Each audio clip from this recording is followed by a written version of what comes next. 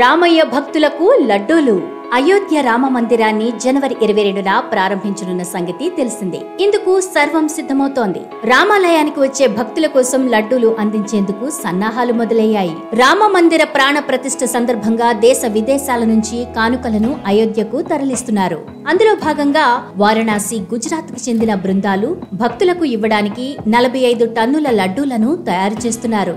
ఈ లడ్డూలను ప్రాణ ప్రతిష్ఠ రోజున రాముడి ప్రసాదంగా అందించనున్నారు.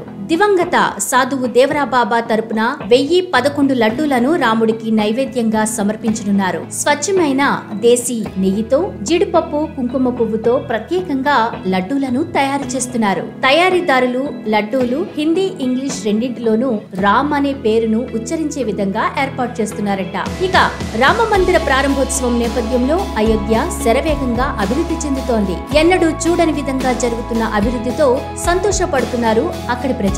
అయోధ్యకు సీతామాత ఇచ్చిన శాపం తొలగిపోయిందని అంటున్నారు. ఇలాంటి మరిన్ని లేటెస్ట్ అప్డేట్స్ కోసం ఇప్పుడే జిఆర్ విజన్ ని సబ్స్క్రైబ్ చేసుకోండి.